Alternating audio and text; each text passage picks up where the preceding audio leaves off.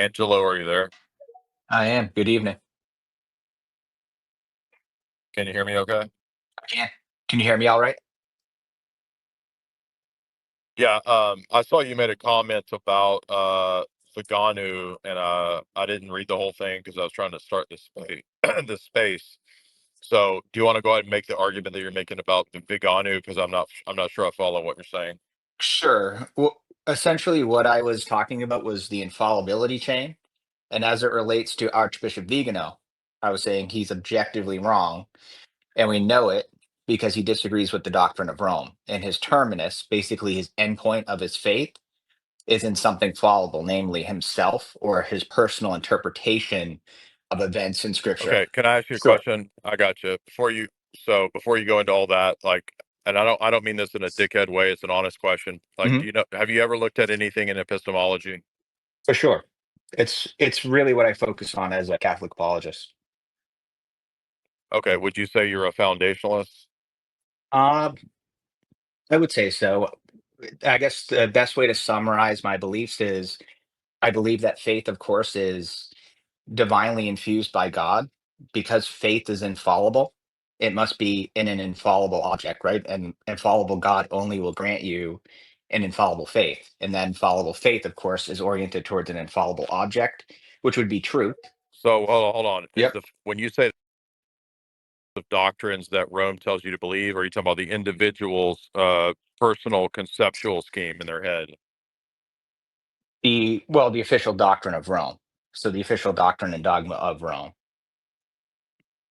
Does an individual have to read those texts and interpret them? Yes.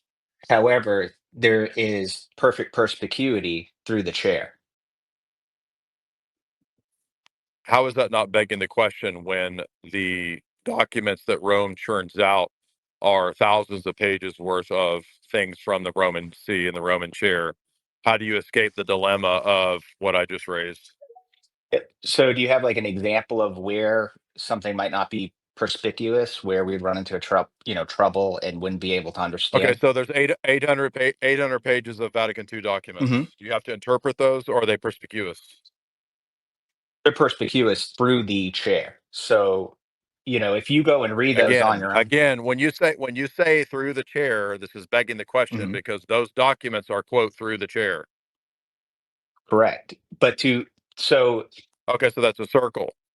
well, ultimately, through the chair, you can get perfect clarity on anything you're unsure of. Okay, where is the perfect clarity by when you say through the chair Mhm. that tells you how to interpret the documents of Vatican II? The Pope himself. So ultimately, for example, if I read something. Hold on. Didn't the Pope himself give you the documents of Vatican II? And so now you have to go to another set of things from the chair. Where is the Pope's interpretation of Vatican II? I mean, if you read Vatican II, if there's any point of unclarity on it, you can seek that because we have a living head. Okay. Where is the clarity that the papacy has provided for the documents of Vatican II? Well, that would be like asking for a word by word clarity, word by word, or Well, verse by you verse just said that clarity on that's where that Scripture. you just said that that's what you just appealed to. Hmm. So where is it? I'm not quite understanding what you're asking. I'm sorry. You just said that there is, through the chair of Yep. Peter, a living clarity office that could help you and understand the documents of Vatican II, which are themselves supposed to be magisterial Hmm. clarity. So, where is the clarity from the papacy on the documents of Vatican II? Well, so Vatican II, in and of itself, is presumed to be clear. Now, if you don't personally understand something in it, you can get clarity from the Oh, Vatican. do you not understand the epistemic issue here that you just keep moving the can down the road? I don't quite understand the epistemic issue. So, there is a document called Vatican. Well, there's a series of documents, 16 of them from Vatican II. Hmm. There's about 800 pages. Many of those things are ambiguous according to many Roman Catholics. Hmm. And you said that you can get clarity through the chair, which was just a phrase. I don't know exactly what that means. Hmm. I think you mean that you could ask the Pope for clarity on those Or the issues. bishops. Where is the Pope's? Now, wait a minute. The bishops are not the Pope. Correct. But they have authority. So why are you appealing to the Well, bishops? they have authority. Yeah, but this is this they don't have infallibility, and that's what you appeal to as the Well, epistemic you would principle. only need it to invoke infallibility if you got to a point. All right, well, hold on. Yep. Are you infallible in that phrase, that statement? I'm sorry, what do you mean by that? Is that statement itself infallible because you're resting this infallible argumentation on that statement? Is the statement that the Pope is infallible? Your proposition that you just gave is no different than Viganu laying out propositions because you, as a personal individual, are fallible. This is your line of argumentation applied to you. Well, the faith I have is infallible, and it's oriented to an infallible Oh my object. gosh, are you serious? Yes, my The faith is faith that you infallible. have. Yeah, and that's appealing to a general proposition, Hmm. but the question is actually about specifics, which don't tell that general proposition doesn't tell you the specifics. Every for by specifics, do you mean like every granular individual doctrine? How many times do I have to ask you about out of the 800 pages of Vatican Hmm. II, there are many things that are ambiguous, debated, and unclear. Hmm. Where is the papal clarification that is itself infallible? And how do you know that the clarifications are infallible? Because now you're going to appeal to an infallible thing to explain and vindicate excuse me, a fallible thing to explain and validate the infallible. Well, I don't think there's anything in Vatican II that's so unclear that it requires going to the Pope. I just, Well, it doesn't matter if you think that because you already argued that if there's a lack of clarity that yep. arises, people have the ability to appeal to the chair, Hmm. which is infallible, right? Correct. But there's no, Do you have a list? Do you have a list of the infallible documents that is infallible? no, that would be like saying you have a, Oh, you don't. no. You don't Well, have an it's like infallible list of saying, the infallible do we have documents. a perfect list of the entire app? What is the entirety of the apostolic deposit? It's divinely known through the church. Well, by you just appealing to it being quote divinely Hmm. known doesn't answer this dilemma. All you've done is move the goalpost and go in a circle, and you keep changing as to what the actual answer is to things that are more broad. So you go from specifics to things that are more broad, and I'm just asking if Rome is Hmm. correct and Rome has this ability and this power that you say grants this Yep. certitude, then there ought to be an infallible list of the infallible dogmas. Why can't you give me that? Well, Rome, there's no reason. Actually, I disagree with you that there has to be an infallible list of infallible documents. I disagree that. Why would they not do that? Because it would make it so easy. It would be to the point to prove that Rome does what it's supposed to do. And no, you're missing the whole point about in epistemology, the duty to figure out and interpret these texts. There's thousands of pages of papal texts. Do you Hmm. agree that amongst those thousands of pages, different aspects of those texts would be fallible and infallible? Yes, there's certain aspects of papal magisterial texts or magisterial texts in general that are infallible and certain aspects that are Okay, are fallible. you as an individual infallible in applying that rule as you go through those texts? Yes, through having a supernatural divine faith. You are infallible. You are infallible going through thousands of pages of papal Well, the truth texts. is infallible, and my faith is oriented towards it. Are you infallible as an individual? Stop being a sophist. I Apply the personally principle that you no. apply to So Vigano. my I Okay, thank you. Thank you. So you don't have any actual solution to this dilemma. well, the Pope, he is infallible. My faith is oriented towards him. He's the That terminus how point of does the Catholic faith. you saying that doesn't help your case. You just saying, well, the Pope's Hmm. infallible. All that does is kick the can down the road. It doesn't help you one bit in sifting through thousands of The pages of documents with a general criteria of fallible and the infallible. only How do you know that how do you know you're applying it throughout these thousands of pages? that my well, because my understanding of it doesn't conflict with church doctrine or dogma. That's begging the question What's because you're amazing? These are understanding it. literally the same arguments that Protestants give. Like it's amazing. Yeah. Protestant says the Bible is Yep. perspicuous. I know because I read it. I compare it to the other texts. Therefore, it's clear. You are a papal Well, Protestant. they don't have a living authority. So if they run into an issue for Yeah, but you just saying that doesn't actually solve the epistemic dilemma. You can say all day long there's an infallible chair and an infallible Mhm. authority, but you just pointed out in your examples of going through the text, you don't have any actual certitude if you're actually applying it correctly because you're fallible. The same critique that you made of Vigano applies to you. Yes, but he's disagreeing with the infallible authority.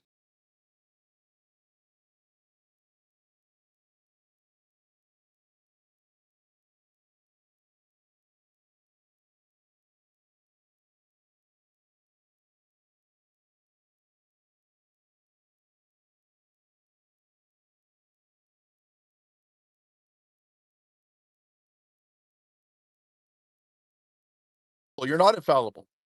So would my faith is infallible? You are fallible. Correct. But that You doesn't just, mean again, you don't understand basic epistemology. You just saying my faith is correct. infallible does not help you going through the thousands of pages of papal documents to know if you're applying the criteria of fallible and infallible magisterium correctly throughout those thousands of pages of documents. You could sit here all day long and say, well, I have an infallible faith, Mhm. but you yourself are not infallible. So it doesn't matter. The only reason why where that would come into play is if I run into something where I have a question on how to properly No, it understand doesn't. it. It runs it. No, no, every interpretive instance is in that same dilemma. Well, what would your solution to the issue be? Like, what would the I don't Orthodox? have your epistemology. Okay. We don't have your epistemology. That's why I harp on this Well, I'm all the trying to time. understand what yours is. This is why there's no such thing as foundationalism and self-evident truths and evidentialism. All those things that we harp on. I would say I'm an epistemic holist. Hmm. I don't believe that there's any individual infallibility that one could appeal to that solves the epistemic dilemma. At the end of the day, everybody's in the same boat when it comes to reading and interpreting text. So we're all going to be relying on the Holy Spirit. But one thing I would say is that the papacy, not only does it not help this stuff, it actually makes it even worse because at least with a Protestant or a Orthodox Hmm. position, I have a lot less stuff that I have to sift through.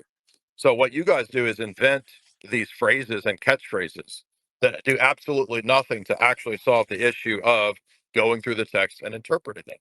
Don't you think the Bible's a difficult text? Certainly, and that's why it requires an infallible interpreter. Okay, that's you can keep saying that, but that begs the question because you still have to interpret the quote infallible interpreters infallible documents, which you just admitted you don't know for sure if you're applying that correctly when you go through thousands of pages of the documents. Have you read Leo the 13th 700 pages worth of Certainly encyclicals? not. No. Okay, so if you do pick it up and read it, do you know if you're applying that principle right? Yes, if it conflicts with the dogma and doctrine of the church, I know that I'm not applying my understanding No, correctly. no, no, no. That's not what I'm asking. Well, that's not what I'm asking. I'm saying in Leo's official teaching, there are going to be things that are fallible and infallible, correct? Yes, but I don't Okay. think Pope Leo issued anything As you read infallible. through that seven, I don't think Pope Leo. no, that's not true. That's not true. Most Roman Catholics argue that his uh, rejection of Anglican orders is infallible. I would agree with his But besides authoritative decree there. Certainly, I what? would. Most Roman Catholics argue that his rejection of Anglican orders is infallible. Mhm. But even if you don't think it is, do you believe that he teaches in an ordinary magisterial way? Certainly, yeah. Okay. Does the ordinary magisterium, according to Vatican I, have infallibility? Um, it does. It does. Well, then you just refuted yourself. Because you said he doesn't teach in a magisterial authoritative way in his writings. No, because Now you said that. not Now you said he did. not every, for example, not every decree that comes from the ordinary magisterium is infallible. What's infallible is what comes from the ordinary and universal magisterium. So, for example, Are there aspects of his theology and teaching that are ordinary universal magisterium? certainly, Okay, then you just refuted yourself. I don't see how. I'm sorry. Because you just said he's not teaching infallibly and authoritatively, and then you just said, but part of his teaching is infallible and authoritative. But So it's don't you not it's understand not from your whole system is this whole system is a bunch of bullshit and nonsense. How can you not see this? Everything that you're saying is word for word contradicting from 5 minutes earlier. what Pope Leo, though. What a pope is saying when they say something infallible, they're not inventing anything new. They're simply clarifying the That has nothing to apostolic do with what positive. we're talking about. It doesn't matter. That has nothing to do with the status of various propositions within his writings and his articles, excuse me, his letters and his apostolic acts. So it doesn't matter if he's what you think is a clarification or a restatement. Mhm. That's irrelevant to this point. That if he's making universal ordinary magisterial statements within those documents, then that just refutes your point. Your point a minute ago. No, because none of what he's saying there is infallible, and you could say that Roman Catholics. Are you serious? You just literally said the opposite 2 seconds ago. That parts of those documents are universal ordinary magisterium, which is infallible. the You the just said parts that. but the parts that are infallible are basically the parts where he's Oh my gosh. quoting the official teaching of the church. Oh, But he's exactly. not So decreeing that's my anything point. So infallible. he's still He's not speaking ex that cathedra. he is. It doesn't matter whether it's ex cathedra because It the does. Vatican I promise. No, it doesn't. The Vatican I promise about what is quote free from error and under the Petrine charism is ex cathedra, magisterial statements, and universal ordinary magisterial statements. So anytime in the encyclicals he's speaking, regardless of the No, authority of that document itself, this is where you're lying. Yes, I'm it not is. lying. You just Look at lied. the several encyclicals that Pope Francis published. None of those are infallible. Those are papal encyclicals. They're It doesn't matter about this. Again, are you missing intentionally the point that I just made, which refutes you, I'm which not is missing that anything if he intentionally. says within the document, if he says something that is infallible, Hmm. if it's universal ordinary magisterium, that refutes your point. No, because he's not speaking from the chair and saying in any of his documents, even the Dude, one. if the statement is universal ordinary magisterium, then it is from the chair and it's infallible. You just admitted that Vatican I says it's infallible. No, look at Pope Leo's Yes, you statement. Pope did. Leo's statement on Anglican orders, in and of itself, is not infallible. That's not an ex You cathedra don't know statement. that. First of all, you no, again, you're missing the point. If an encyclical has 5 sentences within it, and those 5 sentences out of 100 sentences Hmm. are statements of universal ordinary Those would be magisterium, infallible. then in those 5 sentences, thank you, you stupid liar. Oh my gosh. Well, Jay, Good God. I can't stand these people. These people are such sophist liars. Oh, That's a good point too. How do you determine? And they can never answer that. no, What's they don't have any infallible and instructions. what's not fallible? I mean, what's infallible and what's not infallible? How are you going to be able to determine that? Yeah, exactly. I've been pointing this out for so long. Like, well, you go to the Pope. Okay, which statements of the Pope? Well, there's not any, but you could get them. Yeah, because theoretically, you could call him up on the phone and ask him. Yeah, hey Francis, could you? But here's the funny thing: when you call Francis and ask him, Francis's reply to you is fallible by their own system. Yeah, so how does that? It's not doing me any good unless Francis makes a public magisterial statement and makes it known that it's magisterial. It's not actually doing any clarifying work. And even if he did that, how would we know that that's the correct interpretation unless we assume that the magisterium speaks with infallible authority, which is the thing in question? Well, if it matches, do you notice it's the same thing? Well, if my theory about if it's true, then it's true, and that's what. But it's the details that matter. Yeah, but how do we know what's true? Well, that's the great thing about my theory is if it's true, then that's what would tell you what was true. It's like they just keep repeating the same thing, going in circles.